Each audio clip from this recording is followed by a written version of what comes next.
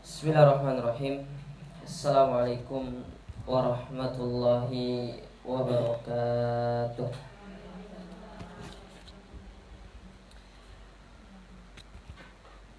Innal hamdalillah nahmaduhu wa nasta'inuhu wa nastaghfiruh wa na'udzu billahi min syururi anfusina wa min sayyiati a'malina.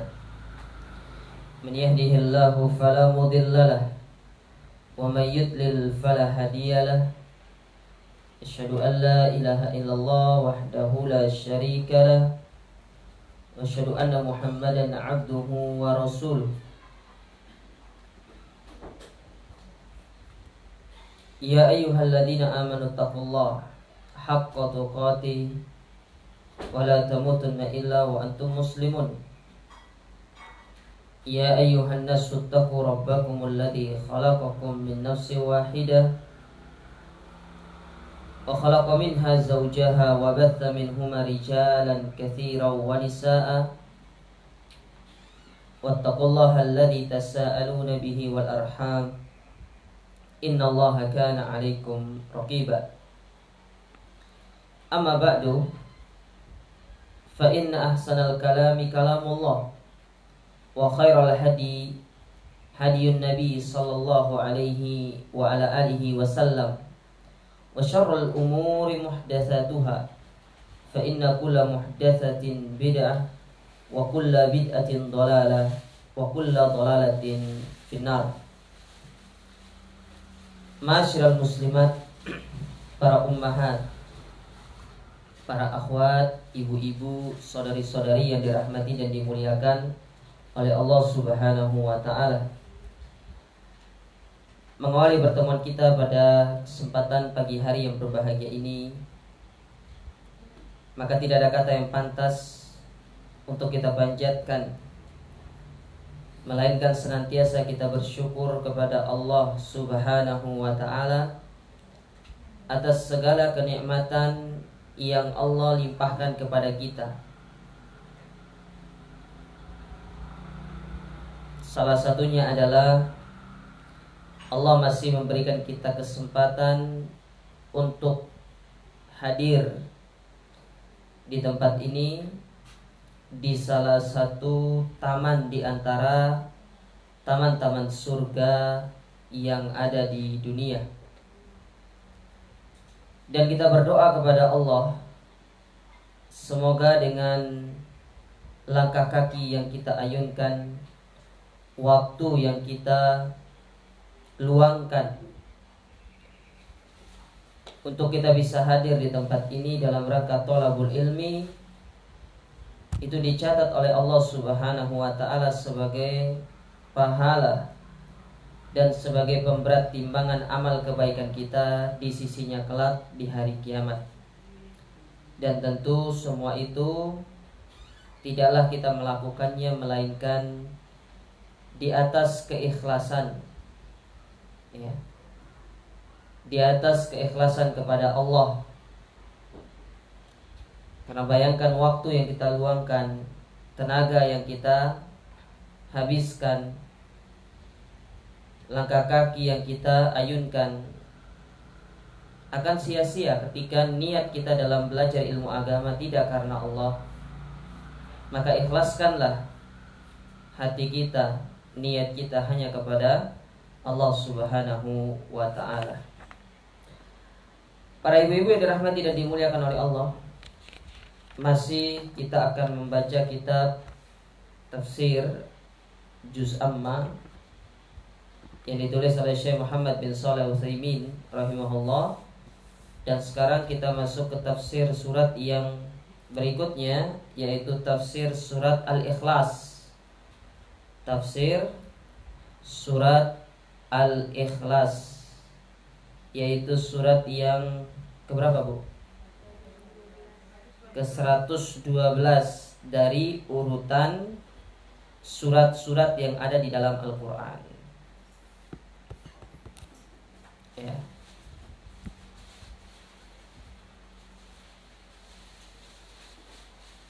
Surat Al-Ikhlas ini dikategorikan oleh para ulama sebagai surat Makkiyah.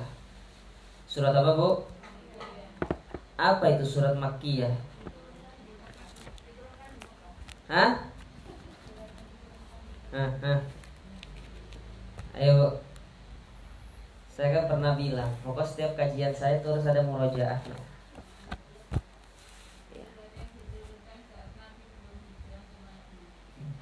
Tahu? Satu orang, semua takut saya. Satu. Yang siapa?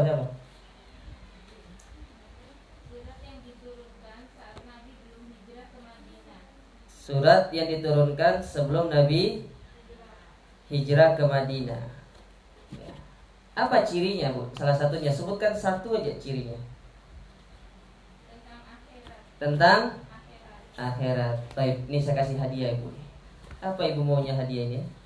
Masuk surga sekeluarga saja. Nah, ini nih. Ini lo kasih buku, amin ya. Kita kasih hadiah. Ya. Wah, iya benar. Saya kira jazakillah. Biasanya juga salah sebut. Jazakillah, saya laki-laki. Kalau perempuan jazakillah ya. Ya. Surat Makkiyah adalah surat yang Allah turunkan sebelum Nabi berhijrah ke kota Madinah. Bukan turunnya di Mekah. Iya benar, secara umum turunnya di Mekah. Tapi ada surat yang turunnya di kota Mekah, tapi dimasukkan ke dalam surat Madaniyah. Sudah pernah saya sebutkan atau tidak? Sudah atau tidak? Ingat kan? Ingat atau tidak? Selalu. Tapi harga bawang hari ini tahu kan, Bu? Oh enggak. Masa enggak tahu? Ya. Contohnya surat apa? Surat An-Nasr. Kan pernah saya sebutkan. Surat An-Nasr itu turunnya di kota Mekah ketika Fathul Mekah. Tetapi dikategorikan sebagai surat apa? Madaniyah. Karena Fathul Makkah itu terjadi setelah Nabi berhijrah. Bisa dipahami, Bu? Paham tidak? Ngerti nggih? Ya. Nggak ngerti awas saja. Ya. Harus para mahasiswi ini paham semua. Baik. Surat ini terdiri dari 4 ayat. Ya. Umumnya surat itu dinamakan sesuai dengan ada kata yang disebut di dalam surat tersebut, Bu. Seperti surat An-Nas. Kenapa dikatakan An-Nas? Karena di situ ada An-Nasnya. Ya, Al-Falaq. Allah buka suratnya dengan mengatakan Qul a'udzu birabbil falaq. Nah, Ibu baca surat Al-Ikhlas ini, ada nggak kata-kata Al-Ikhlas di dalamnya? Ada enggak? Tidak ada. Tapi kok namanya surat apa? Al-Ikhlas. Nah, kan umumnya surat itu diambil dari ada bacaannya. Kayak surat Al-Masad ada. Ya, surat An-Nasr itu ada. Surat Al-Kafirun ada. Nah, giliran surat Al-Ikhlas itu tidak ada, Bu. Ya. Kenapa demikian? Kata para ulama, dikatakan atau dinamakan sebagai surat Al-Ikhlas li'anna fiha dalatun ala bara'ati minasyirki. Karena di dalam surat tersebut menjelaskan tentang bentuk berlepas diri dari kesyirikan. Lawan dari syirik apa, Bu? Tauhid. Inti dari tauhid itu apa? Ikhlas. Jauh-jauh mikir ya.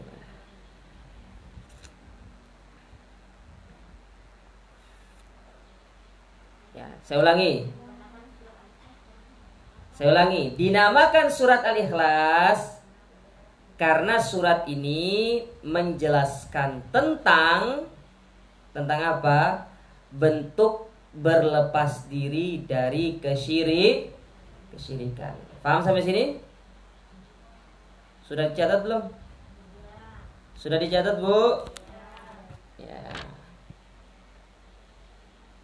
Pertemuan berikutnya saya tanya lagi. Nanti saya kasih hadiah. Hadiahnya lebih bagus nanti pertemuan berikutnya. Saya kasih mushaf Madinah.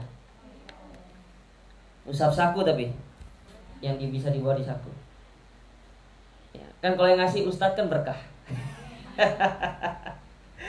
Ya Bu ya. Baik. Sampai di mana tadi kita?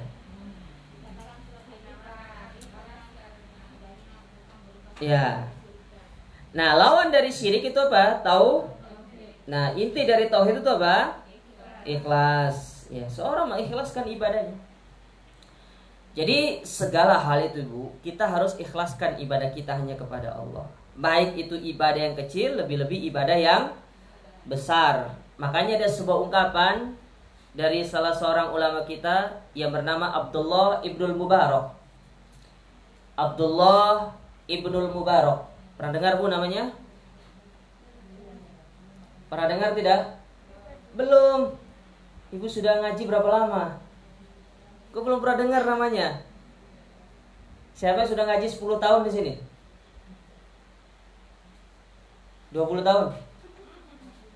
Tidak ada. Yang sudah ngaji 3 tahun? 5 tahun? 5 tahun ada nggak? Wes 3 tahun. Banyak kan? Harusnya sudah kenal namanya Abdullah ibn Mubarak itu. Ini belum kenal, gimana ibu-ibu nih? Ya. Nah, ini contohnya nih. Hadir di majelis ilmu, jasadnya saja, tapi ruhnya kelayapan ke sana sini. Ada yang mikirin dagangannya, ada yang mikirin bisnisnya. Makanya kalau pulang nanti, ibu jangan langsung simpan itu bukunya, ya, tapi dibaca dulu, biar ingat. Oh, enggak, paling enggak satu aja yang bisa ibu ambil dari kajian itu. Oh, hari ini saya kenal namanya seorang ulama bernama Abdullah Ibnul Mubarak. Belum lagi saya sebutkan yang lainnya. Ya. Tapi Ustaz Gemah kenal kan? Oh, kenal. Kirain enggak kenal. Abdullah bin Mubarak, beliau pernah mengatakan dalam sebuah ungkapannya, ini ungkapan yang sangat indah. Kata beliau, rubba amalin sogirin tukabbiruhun niyah, wa rubba amalin kabirin tusoggiruhun niyah. Perhatikan perkataan ini, Bu. Ini perkataan yang indah berkaitan dengan masalah keikhlasan. Bisa jadi amalan itu kecil, ya, tapi besar di sisi Allah gara-gara apa? Niat. Gara-gara niat. Gara-gara ikhlas. Bisa jadi amalannya kecil, ibu infak 2.000, tapi kalau ikhlas karena Allah Ta'ala besar, Bu. Ibu infak 5.000 kecil secara nominal. Pasti 5.000 itu udah bisa 1 liter bensin 5.000 itu. Nggak boleh kan? Nggak bisa. Ya. Tapi kalau ibu masukkan ke kotak amal, ke sebagai infak, ibu ikhlas lillahi ta'ala, itu lebih besar daripada amalan-amalan yang lainnya dengan ikhlas. Namun sebaliknya, kata Abdullah bin Mubarak, bisa jadi amalan yang besar bernilai kecil di sisi Allah, bahkan tidak ada nilainya sama sekali, lantaran disebabkan sebuah niat. Ibu infak 1 juta tapi ingin dipuji sama orang, tidak ada pahalanya, Bu. Yang ibu dapat cuma pujian. Ya. Makanya kata para ulama, mana yang lebih besar pahalanya? Ibu infak 1.000 tapi ikhlas daripada 1 juta namun tidak ikhlas 1.000. Karena berkaitan dengan apa nih? Niat. Nah, sama sekarang dalam segala hal, ibu niatkan karena Allah. Jangan karena ada tendensi duniawi. Ingat, ketika syariat kita gadaikan untuk mendapatkan dunia, maka ketahuilah itu termasuk bentuk kebinasaan bagi kita. Ya, hati-hati. Ini yang perlu ibu perhatikan ini. Ya. Saya harap ibu nanti selesai belajar hari ini, ibu ngerti tentang masalah keikhlasan yang sesungguhnya. Karena bab ikhlas ini adalah bab yang harus terus untuk kita ulang-ulang. Tidak bisa hanya belajar sekali ikhlas itu, tapi sampai kita meninggal dunia.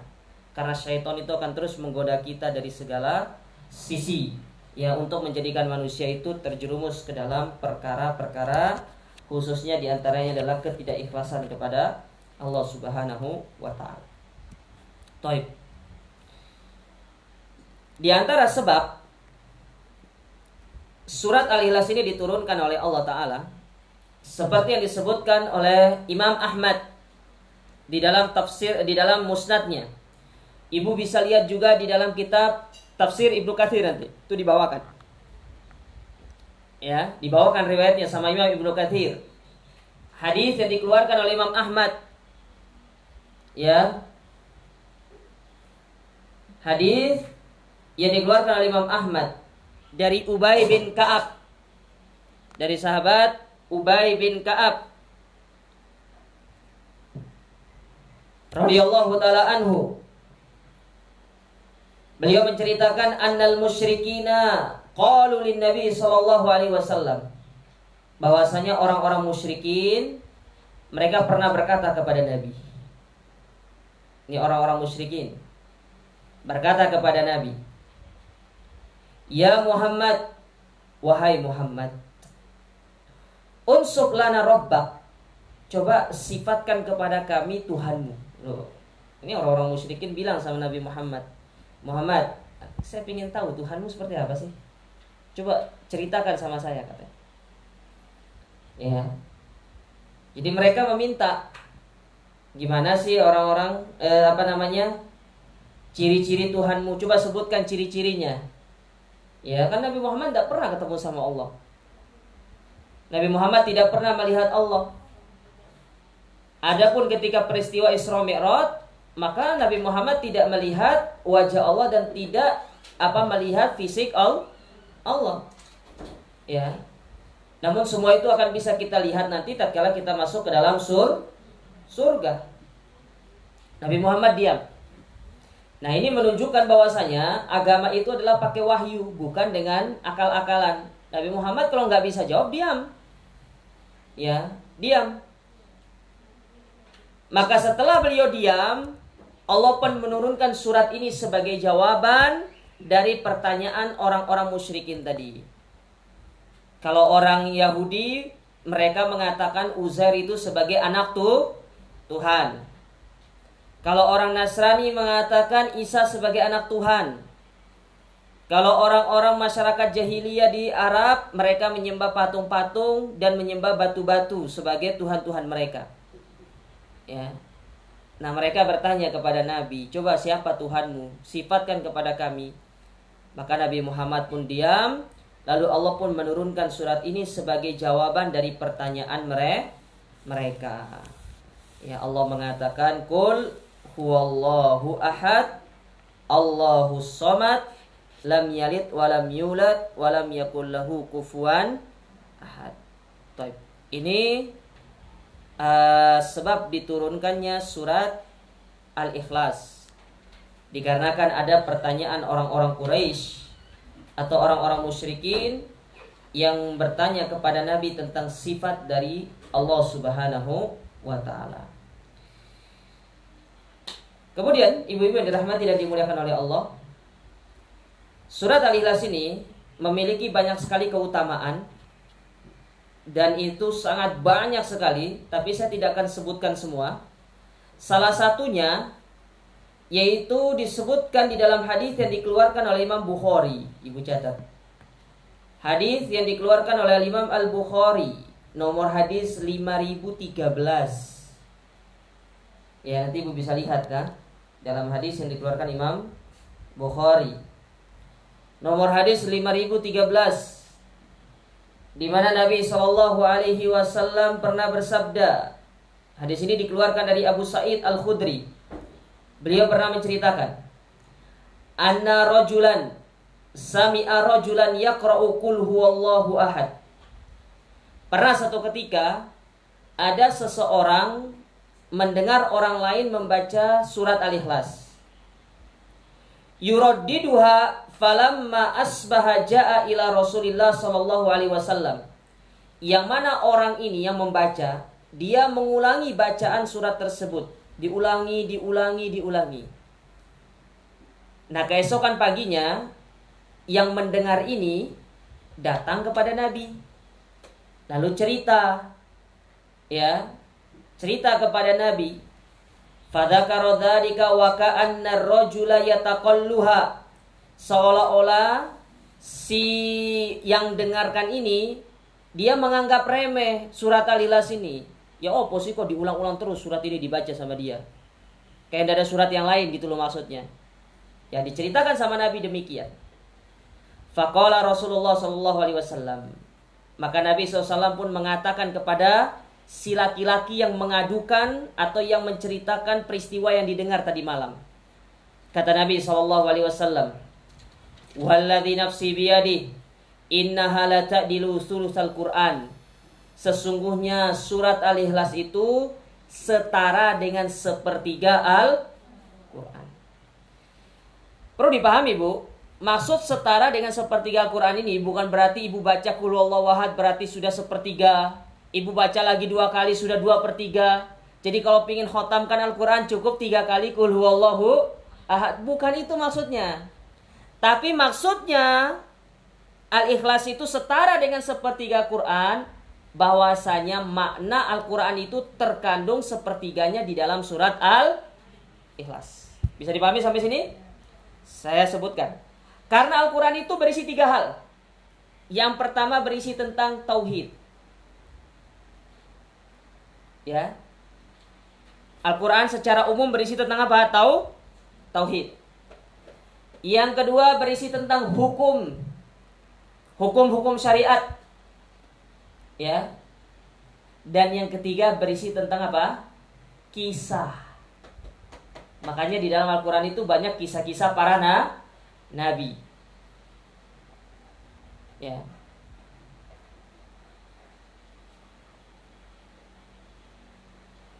Jadi berisi tentang tauhid, berisi tentang kisah dan berisi tentang hukum-hukum syariat.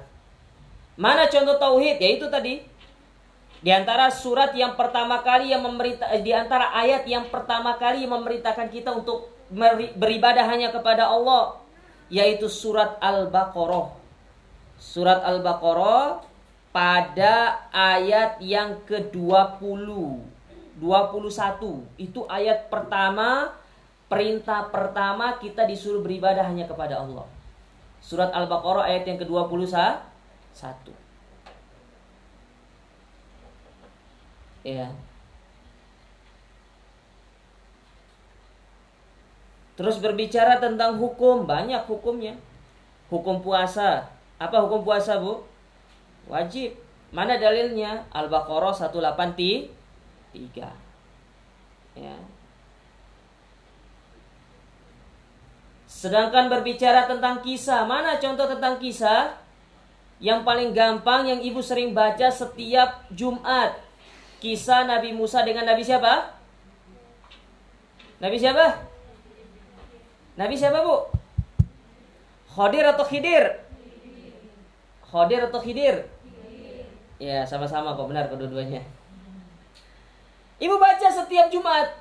Itu tentang kisah nabi-nabi terdahulu. Bagaimana Nabi Musa mendatangi Nabi Khidir atau Nabi Khadir. Nah, itu contoh bahwasanya Al-Quran itu mengandung 3 hal itu tadi. Nah, surat Al-Ikhlas itu menjelaskan tentang tauhid, dan kata para ulama ini merupakan surat yang secara dari awal sampai akhir menjelaskan tentang masalah tauhid kepada Allah. Makanya dikatakan sebagai sepertiga Al-Quran. Bukan berarti nanti kalau ibu baca nanti ibu dapat sepertiga, baca lagi 2/3, baca lagi. Oh, Ustaz gampang ya namatin Al-Quran itu, cukup 3 kali Qul huwallahu ahad. Ya, bukan itu maksudnya. Bisa dipahami, Bu ya? Baik, cukup satu saja saya sebutkan faidahnya. Nanti kalau pingin ibu lihat keutamaan surat Al-Ikhlas, ibu buka tafsir Ibnu Katsir. Ya, itu disebutkan riwayat-riwayat yang sangat banyak oleh Imam Ibnu Katsir tentang keutamaan dari surat Al-Ikhlas. Baik, sekarang kita masuk ke dalam suratnya.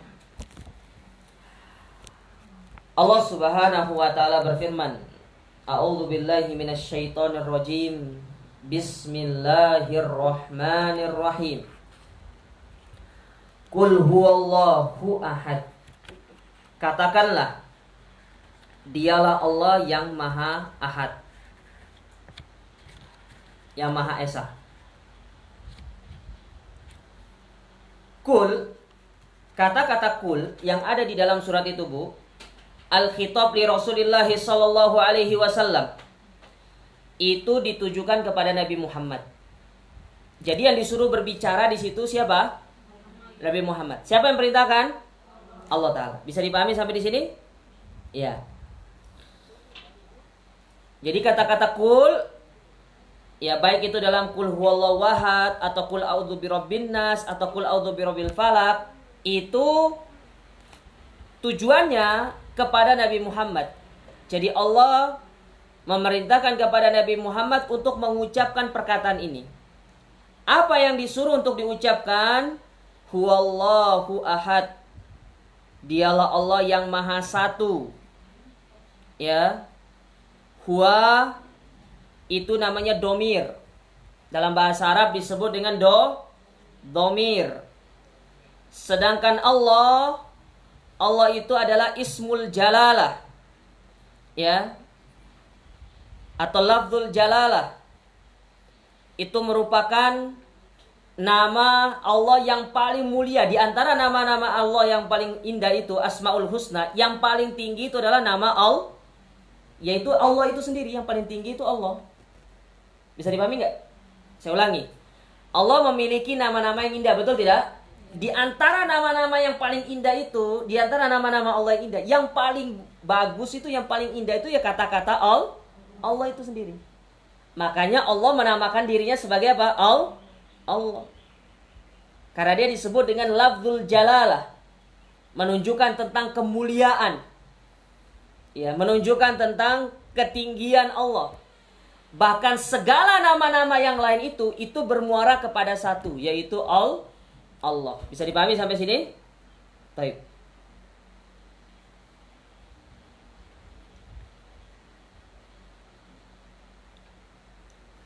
Sedangkan kata ahad, ahadun,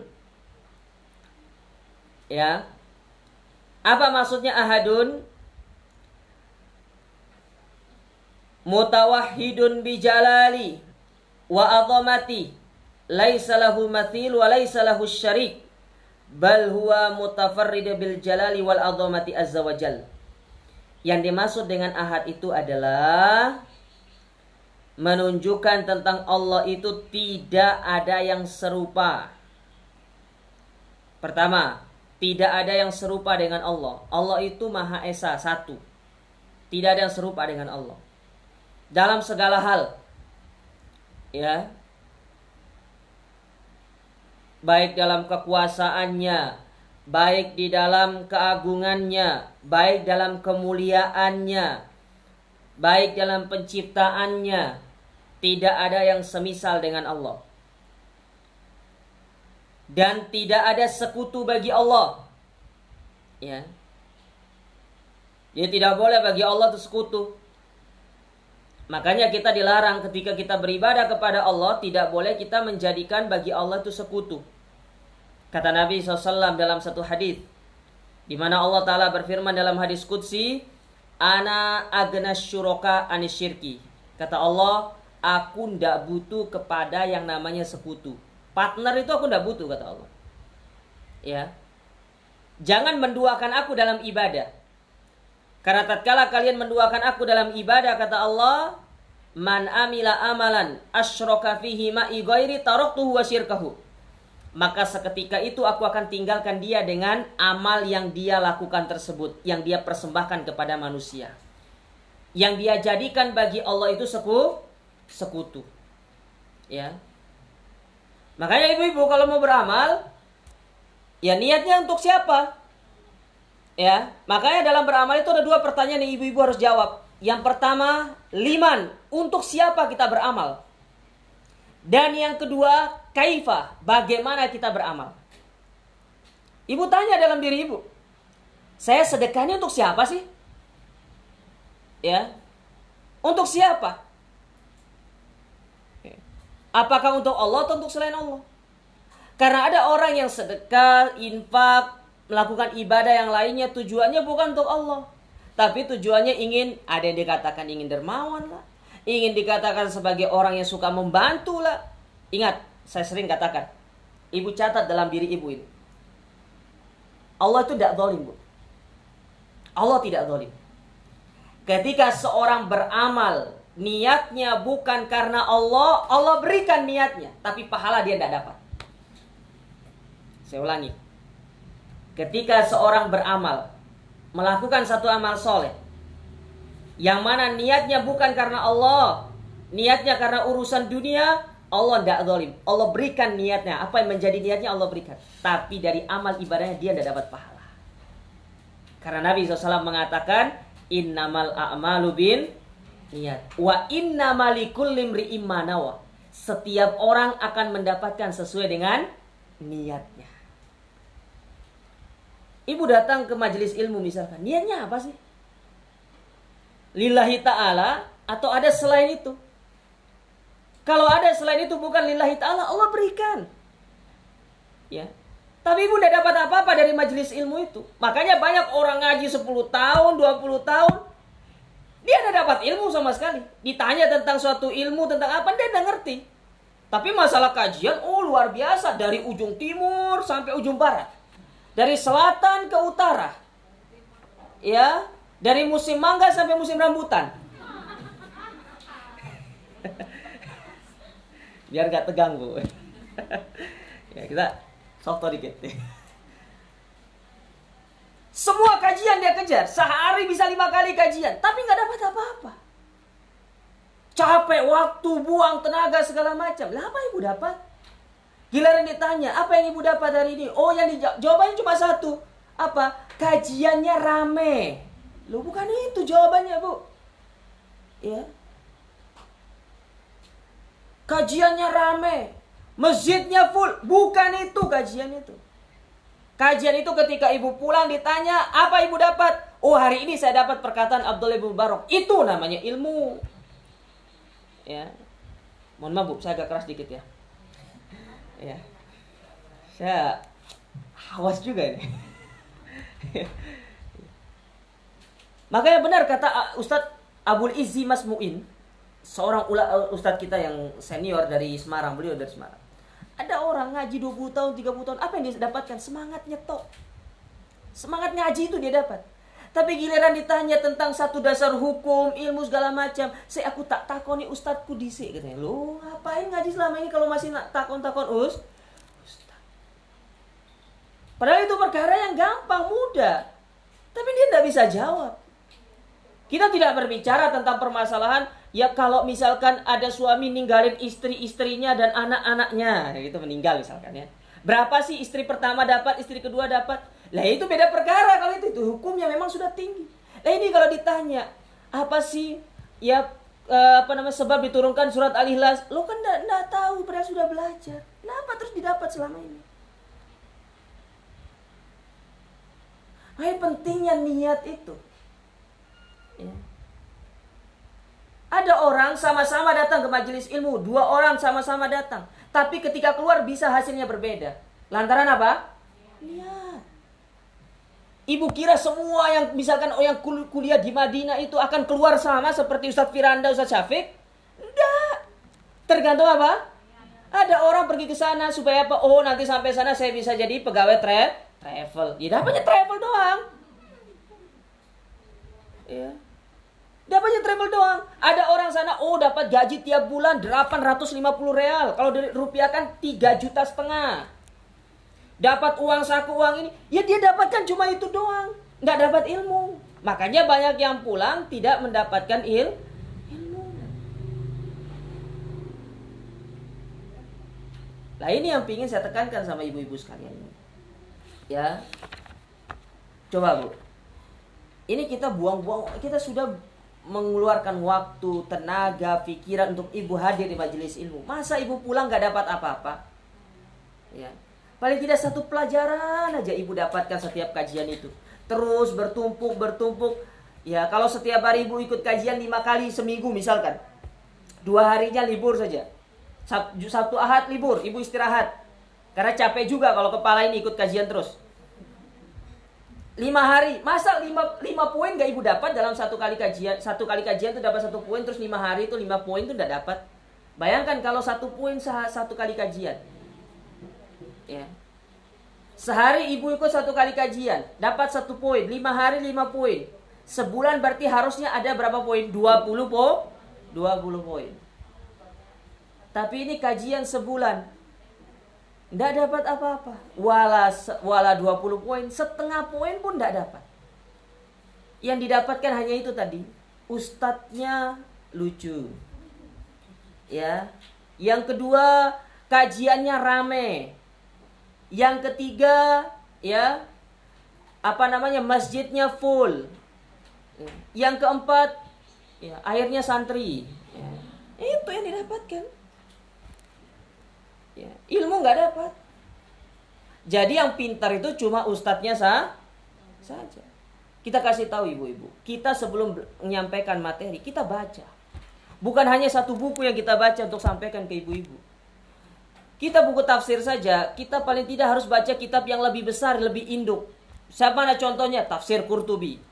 Ya, mana contoh yang lainnya? Tafsir Ibnu Katsir, tafsir At-Tabari. Kita harus baca supaya kita bisa mendapatkan ilmu yang banyak untuk kita sampaikan kepada ibu-ibu. Lah kalau ibu misalkan tidak ikhlas karena Allah Ta'ala, tidak lillahi Ta'ala, yang pintar cuma ustadznya doang. Ya. Akhirnya jamaahnya tidak pintar. Nah, ini yang pertama, Bu. Masalah keikhlasan. Ya, harus ibu-ibu perhatikan masalah keikhlasan ini. Makanya Allah tekankan di awal surat ini, Qul huwallahu ahad, katakanlah Allah itu satu. Ibadah itu hanya kepada Allah. Ikhlas lillahi ta'ala sudah. Tidak usah pedulikan manusia. Ibu belajar lillahi ta'ala bukan karena ingin dipuji manusia.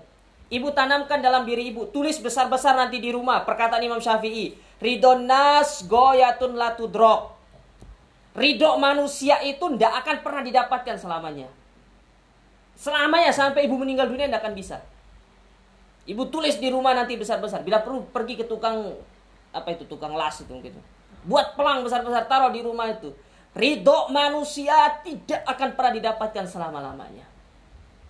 Seberusaha apapun, sekeras apapun ibu berusaha untuk mendapatkan ridho manusia. Ibu kasih seluruh harta ibu. Kalau ibu melakukan kesalahan satu saja, yang diingat yang mana? Kesalahan. Betul atau tidak? Betul. Ya. Masa Batita ngajarin Lolita sih? Masa yang baru mau 30 ngajarin yang sudah 50 tahun ibu-ibu nih? Ya. Ayo Bu, ikhlaskan karena Allah. Apalagi kita di usia senja ini, usia 40 tahun ke atas. Yang mana usia 40 tahun itu adalah lampu kuning. Nah, lampu kuning. Ya. Ibu kan kalau lihat lampu kuning kan antara dua, mau merah atau hijau. Ya. Kalau merah berarti stop. Ya. Kalau hijau berarti masih Allah berikan kesempatan. Ya, makanya ini hati-hati, lampu kuning Bu. Ya, kesempatan masih terbuka untuk kita terus beribadah kepada Allah dengan penuh keikhlasan. Taib. Kita kembali ke sini. Jadi ahad itu menunjukkan tentang apa? Allah tidak ada yang serupa. Allah tidak memiliki sekutu. Wong ibu-ibu dicarikan sekutu saja tidak mau kok. Ya, ngamuk luar biasa itu. Ini perang dunia kelima bisa. Ya. Ustadz itu cuma memotivasi Bu, tapi jamaah yang praktek. Baik. Kemudian Allah Ta'ala berfirman, Allahus Somad. Allah lah tempat bergantung. Apa maksudnya? Ya. Annahu al-kamil fi sifati alladhi iftaqarat ilaihi jami'u makhluqatihi. Yang dimaksud dengan as-somad yaitu al-kamil fi sifati, yang menunjukkan tentang kesempurnaan sifat Allah. Ya. Jadi somat itu menunjukkan tentang bagaimana sifat Allah Subhanahu wa taala yang sangat sempurna. Dalam masalah apa? Manusia itu bergantung hanya kepada siapa? Allah. Jadi kita bergantung tuh sama Allah, Bu. Bukan sebaliknya, Allah bergantung sama kita. Enggak, tapi kita yang bergantung kepada Allah. Makanya Allah Subhanahu wa taala mengatakan di dalam Al-Qur'anul Karim, ya. Ya ayuhan nas antumul fuqara'u ilallah. Dalam surat Fatir ayat yang ke-15. Wahai sekalian manusia, lihat, semua manusia dipanggil, bukan hanya orang Islam, bukan hanya orang beriman, tapi masuk ke dalamnya orang apa? Orang kafir. Apa kata Allah Ta'ala? Ya ayuhan nas antumul fuqara ilallah. Kalian itu butuh kepada Allah. Kalian yang butuh sama Allah. Allah gak butuh sama kalian. Ya, Allah gak butuh sama kita, gak butuh sama ibadah kita. Ya. Makanya kata Nabi SAW, ya, sesungguhnya sesembelihan yang kalian sembelih, darah yang kalian alirkan, daging yang kalian persembahkan, itu gak sampai sama Allah Ta'ala. Gak akan sampai. Gimana mau naik ke Allah Ta'ala? Gak ada pengiriman ke atas itu. Ya. Gak ada ekspedisi yang naik ke atas untuk menyampaikan paket kepada Allah. Gak ada. Ya. Tidak ada. Tapi yang sampai kepada Allah itu adalah keikhlasan kita. Ya. Makanya di dalam banyak ayat Allah menegaskan tentang Allah itu tidak butuh kepada kita. Di antaranya lagi dalam surat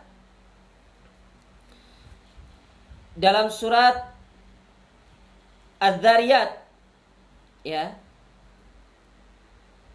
Dalam surat Az-Zariyat pada ayat yang ke 57 sampai 58. Setelah Allah menjelaskan di ayat yang ke-56, apa kata Allah? Wa ma khalaqtul jinna wal insa illa liya'budun. Dan tidaklah kami menciptakan jin dan manusia kecuali untuk beribadah.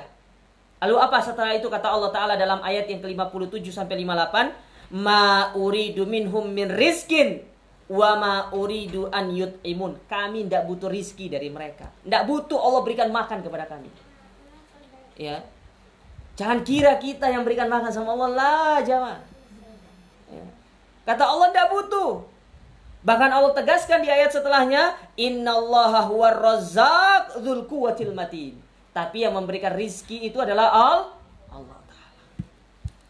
Ya. Tapi syaratnya apa? Yang pertama tadi, kita beribadah dengan penuh keikhlasan dan bergantung hanya kepada siapa? Bergantung hanya sama Allah, Bu. Ini menunjukkan tentang bagaimana keimanan yang sempurna kita kepada Allah. Dalam segala hal ibu bergantung sama Allah. Dalam kondisi susah ataupun tidak, bergantung sama Allah. Jangan bergantung kepada makhluk. Makhluk itu tidak punya apa-apa. Kita ini miskin, Bu. Ya. Kita ini tidak punya apa-apa. Apa yang kita miliki? Rumah mewah, kendaraan yang mewah, harta yang berlimpah, semua itu titipan bagi Allah, dari Allah Subhanahu wa taala kepada kita. Kalau Allah ingin itu tinggal diambil, gampang mengambilnya. Lihat cerita Qarun. Ketika Allah bukakan dunia bagi dia, Allah lapangkan hartanya. Ketika dia sombong dengan harta tersebut, seketika Allah tenggelamkan dia, Allah ambil harta itu kembali. Makanya ada istilah harta karun. Harta si Qarun maksudnya. Allah tenggelamkan. Gampang bagi Allah. Fir'aun Allah tenggelamkan di Laut Merah. Sangat mudah bagi Allah Ta'ala. Apalagi kita. Ya. Maka kita tuh bergantung sama Allah. Ibu apapun, punya masalah apapun, minta itu sama Allah, Bu. Ya. Jangan gantungkan diri kepada selain Allah. Jangan gantungkan diri kepada manusia. Ya. Boleh minta tolong kepada manusia, tapi jangan sampai kita menunjukkan tentang kita itu butuh sekali kepada manusia. Cukup kita minta tolong dalam segala hal-hal yang mungkin dia bisa bantu kita. Ya, tapi tidak melepaskan yang pertama, kita itu bergantung kepada siapa? Kepada Allah. Saya sering sampaikan. Terkadang kita ini suka mengandalkan kemampuan. Ya. Jangankan dalam perkara yang besar, dalam perkara yang kecil pun ibu. Kalau ibu ingin pinjam beras saja sama orang, saya sering sampaikan sama teman-teman itu. Mau pinjam beras sama orang, yang menggerakkan hati manusia untuk meminjamkan beras sama kita siapa? Allah. Ya. Dia ada seorang Ya, saya pernah diceritakan. Ada teman saya baru beli beras, saya pengen pinjem. Karena uang belum datang. Ini anak-anak kos-kosan biasa kan, telat uangnya. Ya. Saya pengen pinjem beras sama dia. Ya, untuk bisa makan 2 hari lah, mungkin sekitar berapa gitu kan. Kata dia, mohon maaf saya tidak punya. Padahal dia baru beli beras, saya lihat sendiri dia beli beras. Saya jawab, itulah yang menunjukkan tentang apa? Yang menggerakkan hati manusia itu siapa? Allah Ta'ala. Padahal dia mampu nggak dia ngasih itu? Mampu nggak dia memberikan pinjaman itu? Mampu, tapi hatinya tidak digerakkan sama Allah Ta'ala. Salah satu sebabnya, bisa jadi yang meminjam itu juga karena dia sombong terlalu pede, dia pasti akan diberi sama orang tersebut tanpa meminta pertolongan kepada Allah. Nah ini Bu, Allahus Somad, tempat kita bergantung. Ya, gantungkan segala harapan ibu, gantungkan segala apa yang menjadi cita-cita ibu, gantungkan segalanya hanya kepada Allah Subhanahu wa Ta'ala. Karena Allah lah yang memiliki sifat kesempurnaan tersebut. Faqad ruwiya an Ibni Abbasin, dan diriwayatkan dari Abdullah ibnu Abbas radhiyallahu taala anhuma, anna somada huwal kamil fi ilmihi. Yang dimaksud dengan somat itu, kata Abdullah ibnu Abbas, ini tambahannya. Yang dimaksud dengan somat itu adalah al-kamil fi ilmihi. Allah itu sempurna dalam keilmuannya. Ini yang pertama. Ya, Ibu catat. Sempurna dalam masalah apa tadi? Ilmu. Apa maksudnya keilmuan Allah itu sempurna? Allah itu mengetahui segala hal. Dari yang kecil sampai yang besar. Dari yang sudah terjadi, yang sedang terjadi, dan yang akan terjadi. Berbeda dengan kita. Kita hanya mengetahui peristiwa yang setelah terjadi dan yang sedang kita alami. Bisa dipahami tidak? Tapi masa depan tidak ada yang tahu. Ada yang tahu masa depannya, Bu? Ada yang tahu tidak? Tidak ada. Ya, makanya jangan suka datang ke para tidak normal. Datang kok para tidak normal. Saya akan meramal masa depan Anda. Oh, ternyata Anda memiliki gini-gini. Ngeramal masa depan orang, masa depannya sendiri nggak bisa diramal dia itu. Ya. Jadi kalau yang datang ke para tidak normal lebih tidak. Iya, Ibu yang jawab, bukan saya ya. Masa datang sama orang nggak bisa anu kehidupannya sendiri, kan aneh. Sama seperti kisah Syekh Albani, murid dari Syekh Ali Hasan, guru dari Syekh Ali Hasan yang baru wafat kemarin, rahimahullah. Syekh Albani pernah didatangi sama orang yang orang ini katanya bisa mengetahui sesuatu yang gaib. Dia bisa mengetahui perkara-perkara yang akan datang. Ya Syekh, aku mau debat sama kamu katanya. Ya. Aku bisa mengetahui perkara yang gaib. Kata Syekh Albani, ya kita debat, tapi dengan satu syarat. Kata orang tadi yang mengaku mengetahui yang gaib dan perkara yang akan datang, apa syaratmu? Kata Syekh Albani, loh kok masih nanya? Katanya tahu perkara gaib. Jadi tidak perlu tanya dong syarat saya. Harusnya kamu sudah tahu. Ya, akhirnya nggak jadi debat. Seketika itu orang ini dicap pendusta oleh masyarakat. Nah ini pentingnya seorang itu ya menyandarkan segala keilmuan itu hanya kepada Allah. Manusia itu tidak mengetahui sesuatu yang akan datang. Karena itu termasuk perkara gaib. Makanya Allah Subhanahu wa Ta'ala sebutkan di dalam Al-Qur'anul Karim ya bahwasanya hanya Allah Subhanahu wa Ta'ala yang mengetahui tentang perkara yang gaib. Dalam surat Al-An'am ayat yang ke-59. Nanti Ibu bisa lihat. Ya. Di mana kata Allah Ta'ala, wa indahu mafatihul ghaib.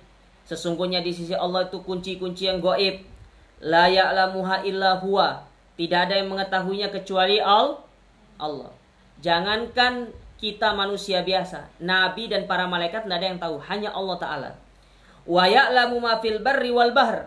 Allah mengetahui berapa jumlah makhluk yang ada di alam semesta ini. Ya, bahkan ikan yang ada di dalam lautan Allah tahu berapa jumlahnya. Ibu kalau bisa tahu jumlah ikan, tidak usah jauh-jauh lah. Ibu tahu jumlah rambut ibu, saya kasih hadiah umroh gratis. Berapa jumlah rambut ibu? Rambut putih aja.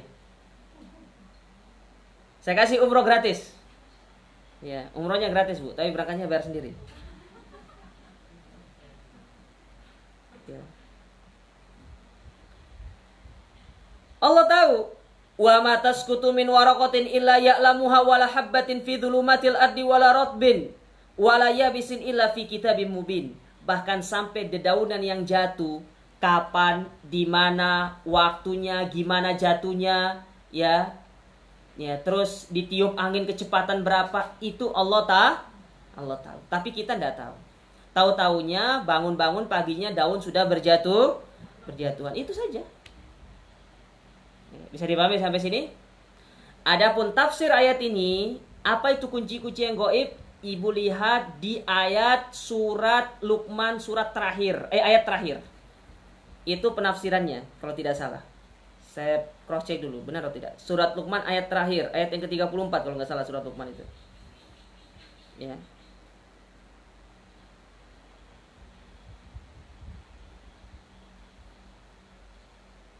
Ayat 34 kalau nggak salah.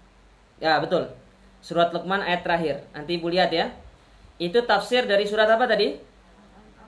Al-An'am ayat berapa? Nah, tafsirnya surat mana? Ayat berapa? Surat Luqman ayat.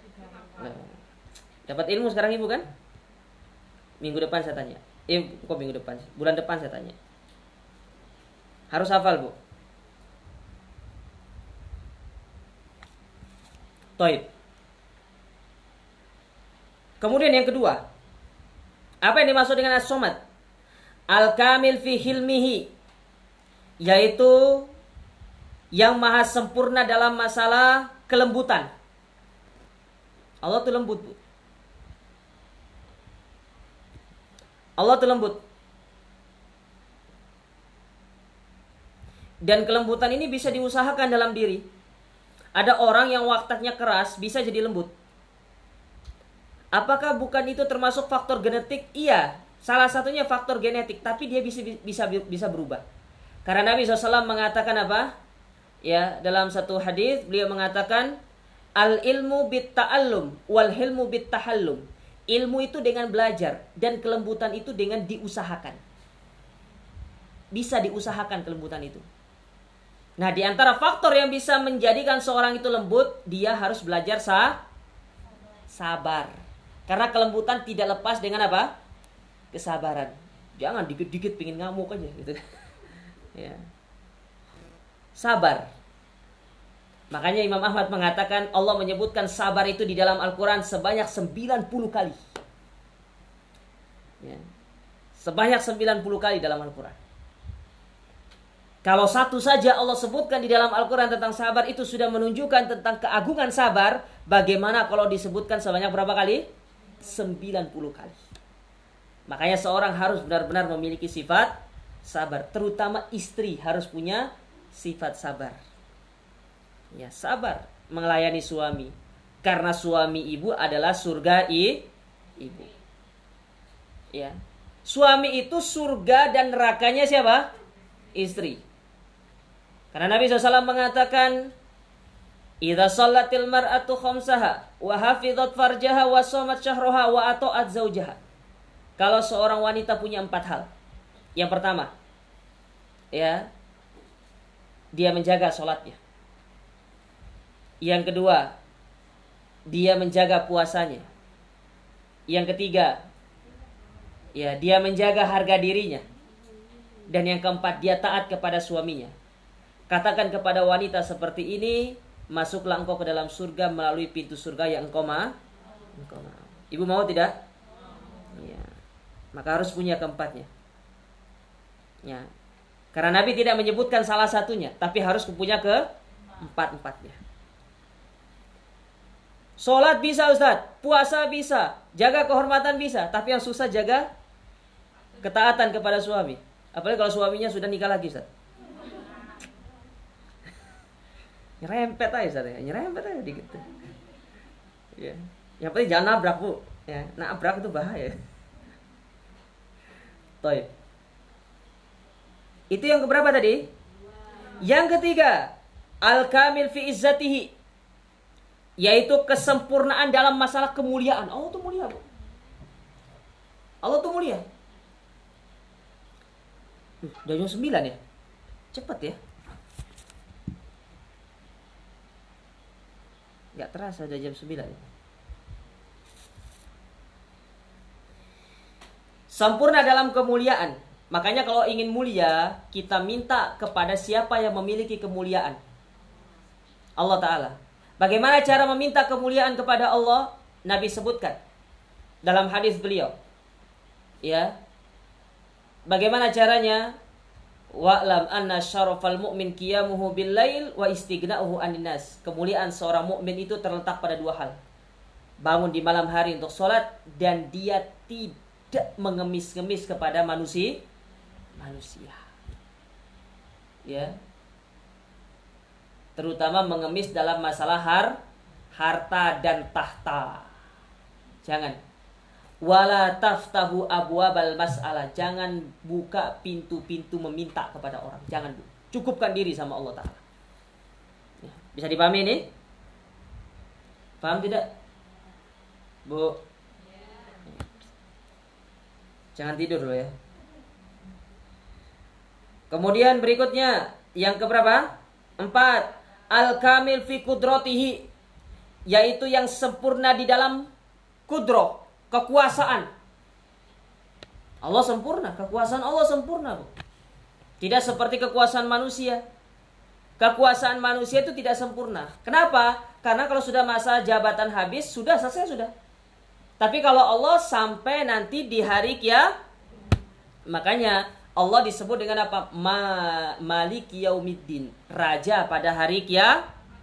Kalau di dunia seorang berkuasa sebagai raja, di akhirat dia akan tunduk pada satu raja. Siapa itu? Allah Ta'ala. Makanya Allah itu apa? Al-kamil fi kudratihi. Sempurna dalam masalah kekuasaan. Ya. Sempurna dalam masalah kehendak. Allah berkehendak dalam segala hal. Ya. Dan yang lainnya yang berkaitan dengan As-Somad. Nanti ibu bisa baca juga penjelasan berkaitan dengan As-Somad ini di dalam bukunya Syekh Abdul Razak yang berjudul Fikih Asmaul Husna. Ibu beli buku itu, bagus. Ya. Ibu harus punya buku itu. Itu buku bagus.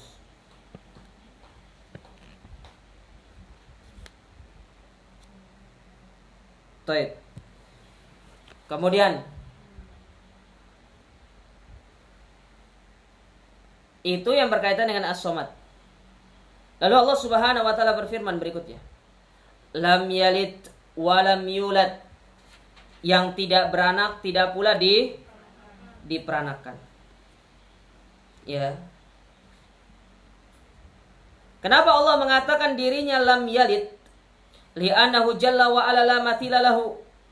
Karena Allah itu cuma satu. Tidak ada temannya Allah Ta'ala itu satu. Terjadinya kelahiran itu disebabkan karena adanya pernikahan. Betul tidak? Ya. Karena adanya pasangan. Sementara Allah tidak punya. Gimana Allah mau punya keturunan? Allah itu sendiri. Ya. Tidak seperti mereka-mereka orang-orang musyrikin, di antaranya seperti orang Nasrani. Yang mana orang Nasrani itu, jangan kira orang Nasrani itu tidak berpecah belah, Bu. Orang Nasrani itu pecah belah. Pertama jadi dua golongan. Ada Katolik, ada Protestan. Ya. Kalau Katolik itu gimana? Trinitas atau bukan? Trinitas. Kalau Protestan, ya menganggap Yesus itu sebagai Tuhan. Katanya begitu. Ya. Nah, Protestan itu pecah lagi. Katolik itu pecah lagi. Banyak. Ya. Jadi orang-orang Nasrani itu mereka punya ideologi juga banyak, tidak satu. Sama seperti kaum muslimin. Kaum muslimin itu punya banyak golongan. Ada yang ini, ada yang itu, ada yang modelnya begini, ya. Ada yang kepala di kaki, kaki di kepala, ya, ada, ya. Banyak modelnya. Nah, Katolik pun demikian, Protestan pun demikian. Ada yang memiliki keyakinan Trinitas, yaitu ada Tuhan Bapa, Tuhan Ibu, dan Tuhan Yesus. Ada yang mengatakan Tuhan Anak, ya.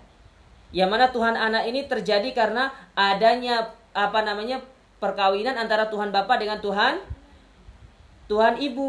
Ya, siapa ibunya? Maryam. Ya, mereka mengatakan Maryam itu istrinya Allah, katanya seperti itu. Naudzubillah. Makanya Allah katakan lam yalid, Allah itu tidak beranak. Walam yulad, dan tidak pula diperanakan. Ya. Tidak pula dilahirkan. Ya. Karena yang namanya kelahiran itu pasti sebelumnya ada yang melahirkan. Berarti sebelum Allah itu ada yang lain. Sementara Allah itu apa? Dia itu tidak ada awal, tidak ada akhir. Bisa dipahami nih? Ya. Makanya kenapa kita itu tidak boleh ikut merayakan hari kelahirannya orang-orang kafir seperti hari kelahirannya Yesus misalkan. Ya. Kalau kita ikut merayakan, enggak usah ikut merayakan, paling tidak memberikan ucapan selamat. Berarti Anda ridho dengan ucapan mereka bahwasanya Allah itu punya sementara Allah mengatakan apa tadi? Lam ya. Bisa dipahami ibu-ibu? Ya, ini akidah. Ini akidah.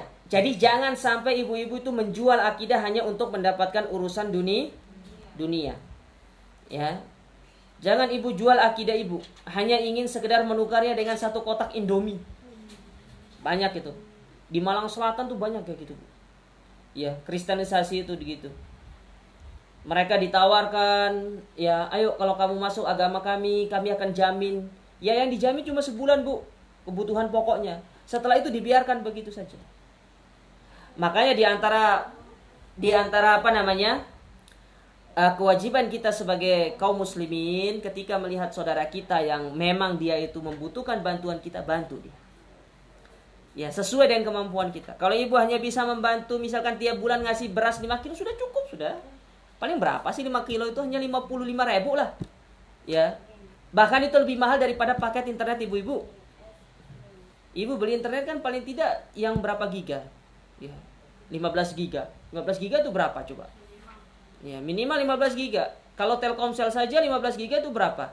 Ya, sudah sampai 100.000. Lah itu sudah dua beras, dua kantong kecil beras itu yang isi 5 kilo itu. Bisa ibu bagi sama orang. Pahalanya luar biasa. Makanya kita yang memiliki kelebihan, berikan bantuan kepada saudara kita. Dalam rangka apa? Lita'lifi qulubihim, supaya hati mereka itu tetap di dalam agama. Makanya di zaman Nabi yang baru masuk Islam itu diberikan onta banyak. Dikasih onta banyak. Supaya mereka itu tidak keluar lagi dari agama Islam. Nah, kita pun demikian, Bu. Lebih-lebih di zaman seperti ini. Ya. Justru di zaman seperti ini, di zaman corona seperti ini, Allah itu sedang menguji keimanan kita, sejauh mana keimanan kita kepada Allah. Dalam bentuk apa? Dalam bentuk kita membantu sesama. Ya. Makanya sering saya sampaikan, iman itu bukan hanya sekedar ibu sholat, puasa, zakat, tidak. Tapi iman itu bagaimana kita apa? At-tahadu, kita saling berbagi kepada yang lainnya. Itu juga bagian daripada iman. Bisa dipahami sampai sini, Bu? Baik. Kemudian Allah Subhanahu wa taala berfirman pada ayat yang terakhir. Walam yakul lahu kufuwan ahad. Dan tidak ada satupun yang semisal dengan Allah Ta'ala. Apa maksudnya? Alam yakun lahu ahadun musawiyan fi jami'i sifati. Yaitu tidak ada satupun dari makhluk-makhluk ini yang bisa menyamai seluruh sifat-sifat Allah. Tidak ada.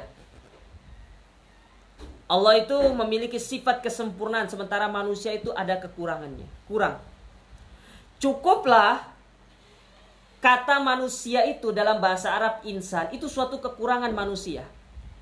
Insan itu berasal dari kata dasarnya, Bu, nasya yansa. Ya.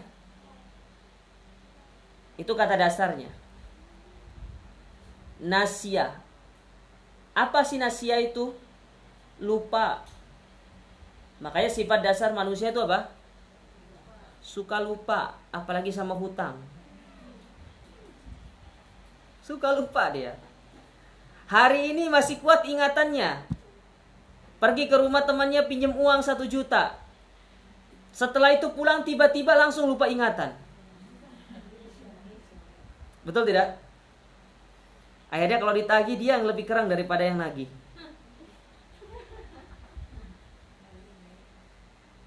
Sejuta kok ditagih katanya. Iya sejuta mas, sejuta itu. Ya, 100.000 sih nggak apa-apa. Apalagi kalau ngutangnya sampai 100 juta gitu kan. Na'udzubillah. Ya, maka sering ada yang nanya sama saya, Ustaz gimana Ustaz, apakah hutang itu perlu ditagih atau tidak? Saya tanya nominalnya dulu. Berapa nominalnya? 10 juta, tagih. Lumayan buat bisnis itu. Kalau cuma 100.000 enggak usah tagih. Ikhlaskan. Ya, jadikan itu sebagai apa? Sebagai sarana dapat naungan di hari kiamat.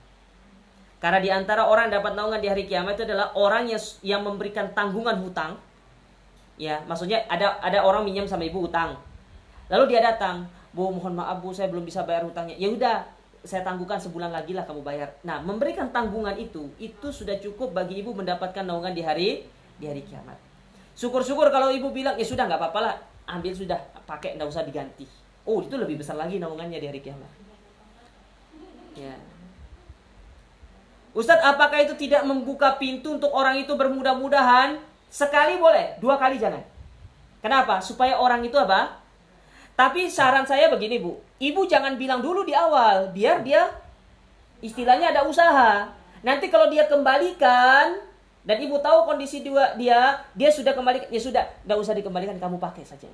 Artinya dia ada tanggung jawab. Bisa dipahami Bu ya? Ya. Memberikan tanggungan hutang, kata Nabi SAW, man andhara mu'siran awadu alahu. Ya. Barang siapa yang memberikan tanggungan hutang kepada seseorang atau dia mengatakan tidak usah bayarlah hutang tersebut, ya. Adallallahu yaumal qiyamati fi dhillihi. Maka Allah akan memberikan naungan pada hari kiamat di bawah naungan arasnya Allah Subhanahu wa taala. Kenapa dikatakan demikian? Karena kata para ulama, karena dengan kita memberikan tanggungan hutang, kita telah memberikan sebuah kelegahan bagi hati orang tersebut. Akhirnya dia mau jatuh tempo nih, mau bayar hutang. Kadang-kadang kan orang bingung. Dia punya uang, tapi dia punya masalah yang lain. Ya. Kadang-kadang dia sudah kumpulkan uang, ingin mengembalikan hutang tersebut, tahu-taunya dia dapat musibah. Mau nggak mau harus pakai uang itu. Datang kepada kita ngomong, saya minta tolong ditangguhkan dulu. Dia diceritakan kronologinya seperti apa. Ibu berikan tanggungan, luar biasa itu. Ya. Luar biasa pahalanya di sisi Allah Subhanahu wa taala. Taib. Ini gara-gara lupa ini. Ya. Jadi yang sering lupa itu sama hutang. Maka jangan lupa sama hutang, Bu. Kita kembali ke sini. Jadi tidak ada yang semisal dengan Allah dalam segala sifatnya. Fanafallahu subhanahu wa ta'ala an nafsihi an yakuna walidan au mauludan au la mathil. Wali hadhihi surah laha fadlun azim. Oleh karena itu, ya, Allah menyebutkan tidak ada yang semisal dengannya.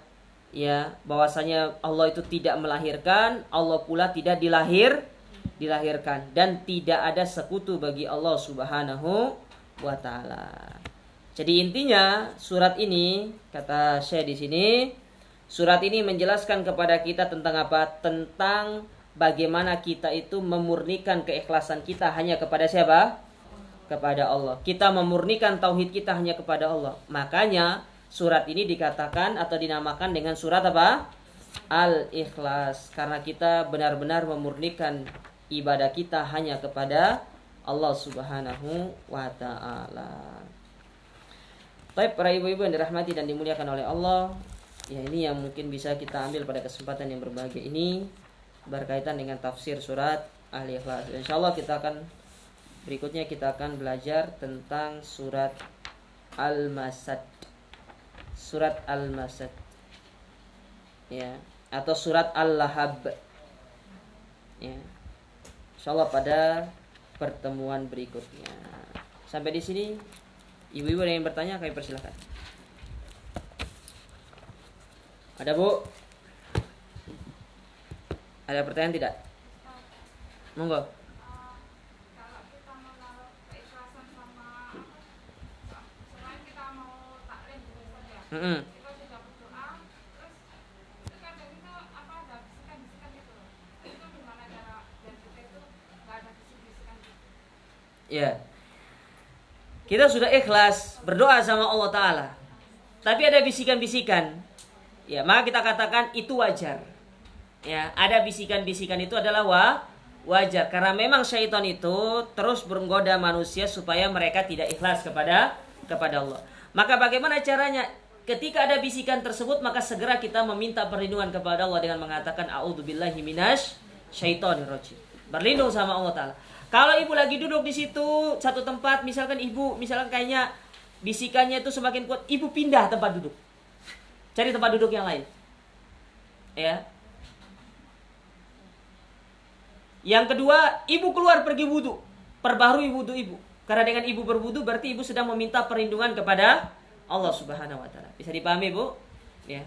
Jadi berdoa minta perlindungan kepada Allah dan pindah tempat duduk serta keluar untuk berwudu supaya kita ini terus dijaga sama Allah Subhanahu wa taala. Karena memang syaitan itu akan terus menggoda manusia supaya dia itu tidak ikhlas. Apalagi niatnya sudah tidak ikhlas dari awal. Ya, lebih digoda lagi. Ya. Bisa dipahami, Bu? Paham tidak? Baik. Ada pertanyaan?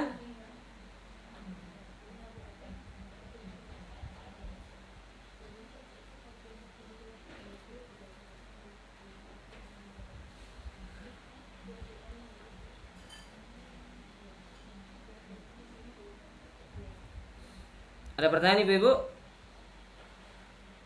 Tidak ada? Kalau tidak ada, saya bacakan pertanyaan yang masuk. Ini banyak pertanyaan masuk ke saya nih.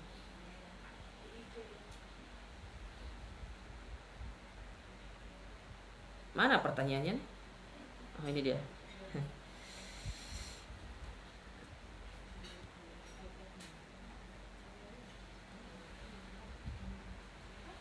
Baik. Pertanyaannya, jika seorang istri yang berbeda pemahaman dengan suaminya, dan suami tidak mengizinkan istrinya untuk taklim dengan pemahaman suaminya, taklim yang diikuti istri itu adalah ajaran yang sesat. Jika istri tetap berangkat taklim tanpa izin dan sepengetahuan suami, apakah ini bentuk ketidaktaatan terhadap suami?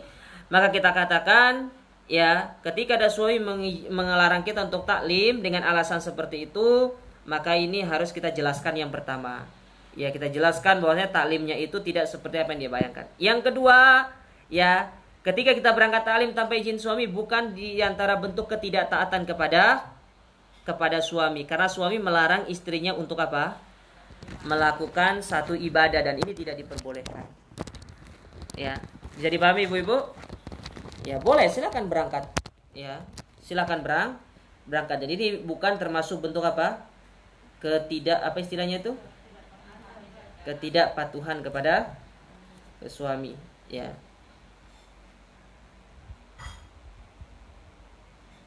Banyak ustadz-ustadz yang berbeda pendapat sama istrinya. Contoh, Ustadz Firanda itu berbeda pendapat sama istrinya. Ustadz Firanda tipe orang yang kalau tahiyat tidak menggerakkan jari, tapi kalau istrinya menggerakkan jari. Kata Ustadz Firanda, kan saya yang ustadz katanya.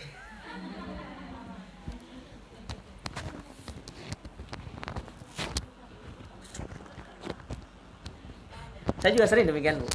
Saya bilang sama istri saya, yang ustadz siapa? Tapi saya dijawab, yang lahirin siapa? Katanya. Oh ya udah. Ya.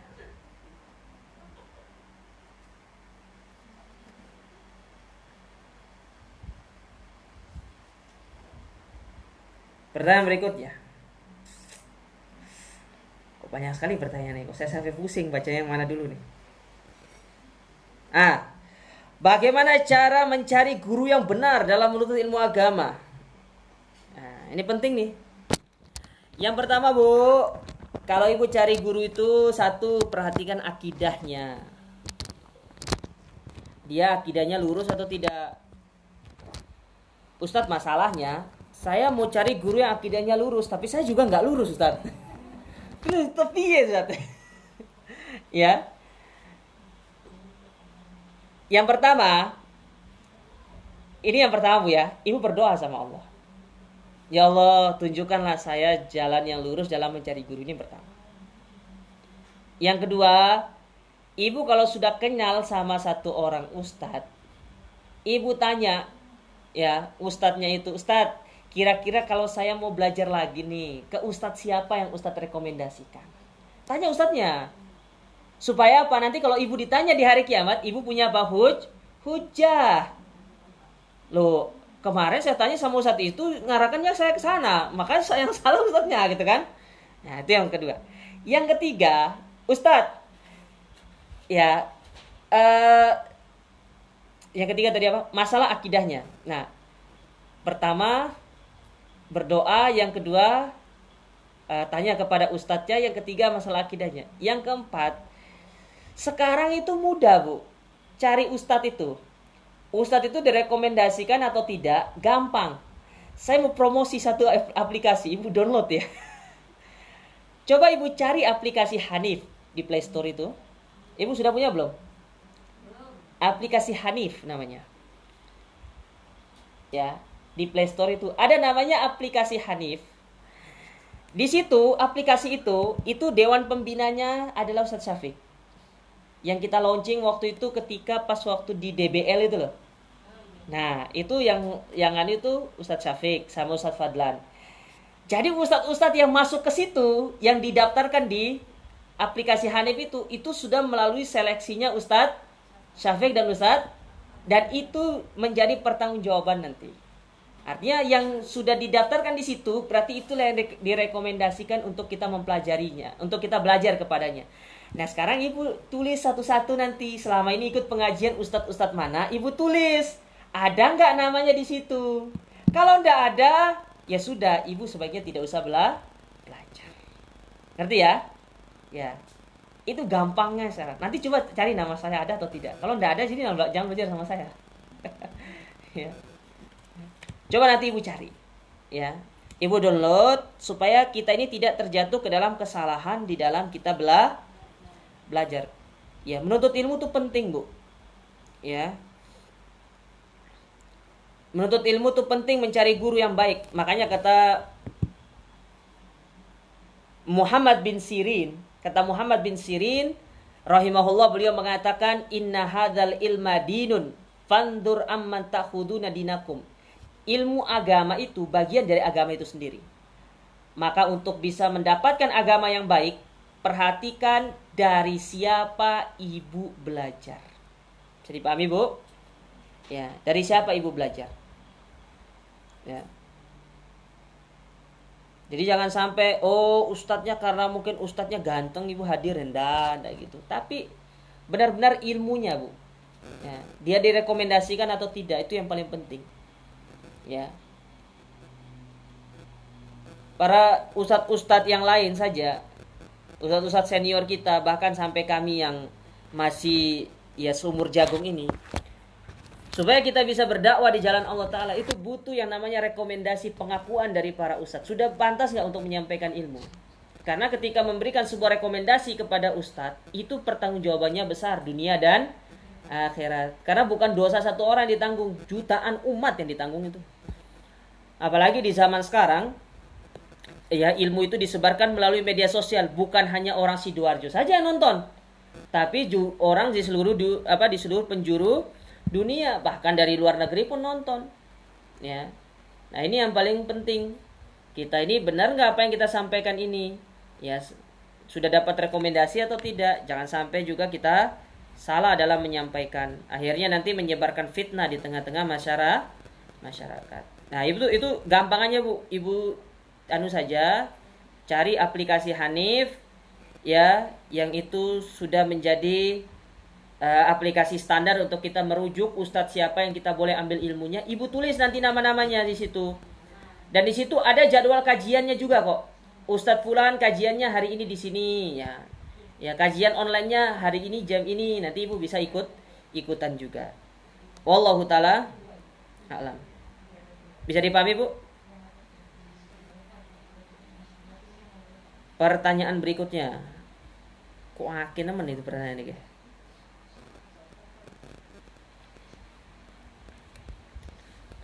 Maksud dari surat Al-Ahqaf ayat yang ke-15. Apa suratnya itu? Apa maksudnya, Ustaz? Apa bunyinya itu ya? Kok saya lupa sih? Oh, itu falamma balagha arba'ina sana.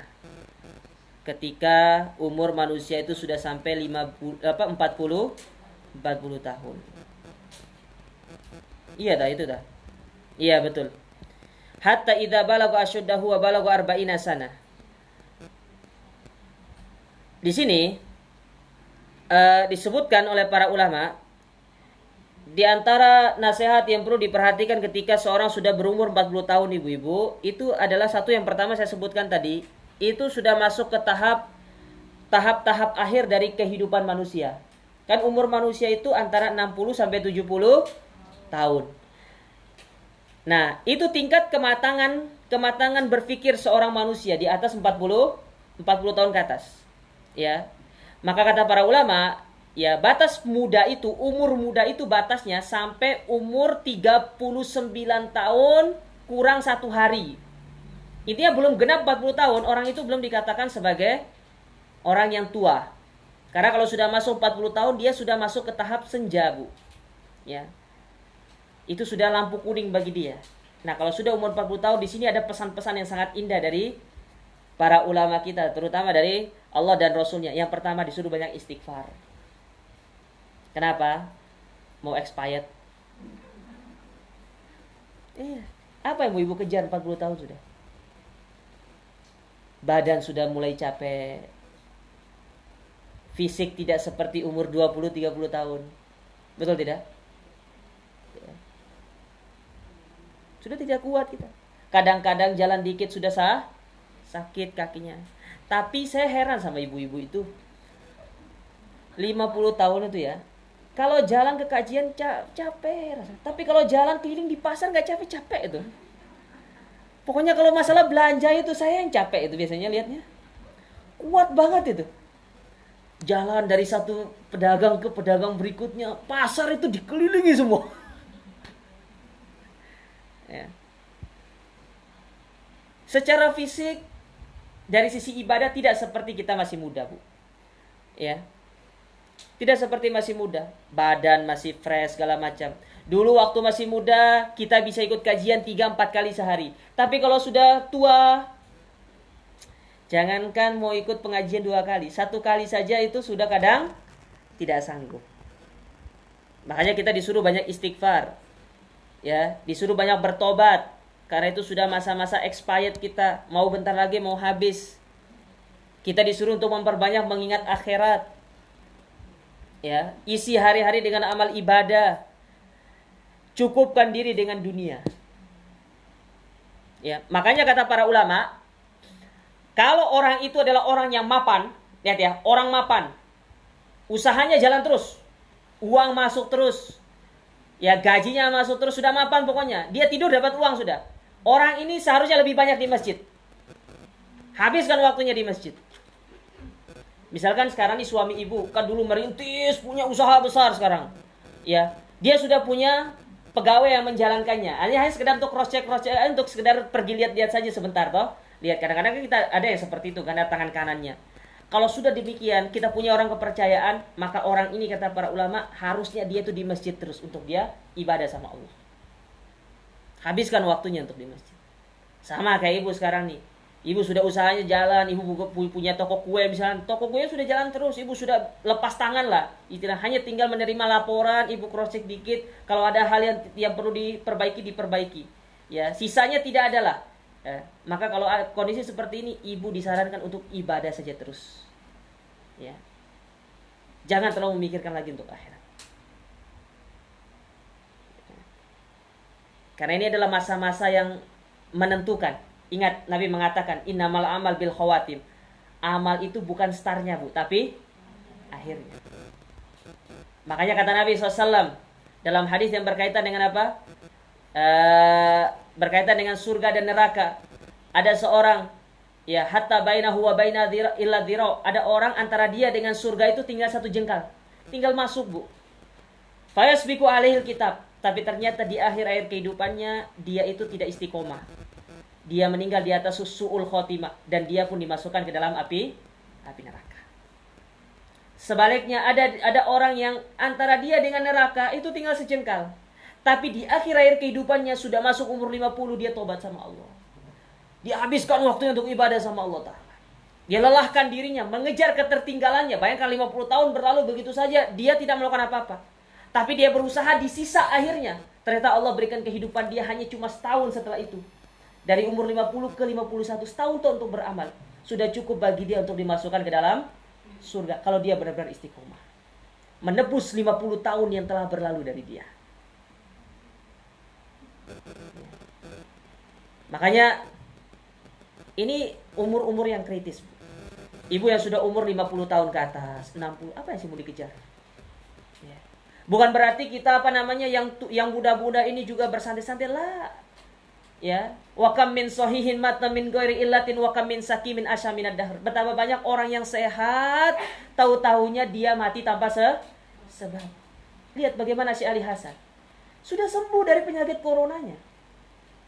Tapi Allah lebih sayang kepada beliau. Allah cabut nyawa beliau. Terakhir kami bertemu ketika daurah di Batu kemarin. Masih semangat beliau. Kajian masih dengan suara yang beliau khas. Dengan lantangnya menyampaikan ilmu kepada kami gini-gini. Kami berharap tahun depan kita bertemu lagi dengan beliau. Karena memang jadwal beliau itu setiap tahun ganjil datang ke Indonesia. Qadarullah. Kita tidak tahu. Umur beliau itu belum 60 sebenarnya. Mau masuk 60 kalau nggak salah. Mau masuk 60 atau iya mau masuk 60. Ya, umur beliau. Allah wafatkan. Jadi ibu, apa sih yang kita mau kejar ini? Ya, ini sisa-sisa umur kita. Ya. Apalagi anak sudah tidak ada tanggungan bagi kita, dia mungkin sudah bekerja segala macam. Fokuskan diri untuk akhirat. Bekal kita untuk menghadapi kehidupan akhirat sebagai bekal di dalam kubur. Karena ingat kubur itu tidak cepat, Bu. Lama kubur itu. Ibu butuh teman. Dan teman yang terbaik di dalam kubur itu adalah amal soleh. Ya. Belum lagi kehidupan kita di akhirat. Ibu kira penantian dari dibangkitkan sampai masuk surga itu cepat sehari 2 hari lah. Manusia dari awal sampai akhir disidang sama Allah Ta'ala. Kita dikumpulkan semua satu-satu disidang sama Allah. Bayangkan lamanya seperti itu. Kita butuh amal. Supaya kita ini bisa menghadapi kehidupan yang panjang itu. Sebelum kita akan masuk ke Darun Naim, ke dalam surga Allah Ta'ala. Semoga kita dimasukkan ke dalam surga semuanya. Maka maksimalkan. Ya. Bayangkan, makanya sering saya sampaikan ini nasihat kepada diri saya pribadi dan kepada para jamaah sekalian. Ya. Nasihat ini disampaikan oleh Abdullah bin Mas'ud radhiyallahu taala. Kata beliau, sesungguh yang aku sangat sesalkan adalah ketika satu hari berlalu dari diriku, namun tidak ada yang bertambah dari amal ibadah.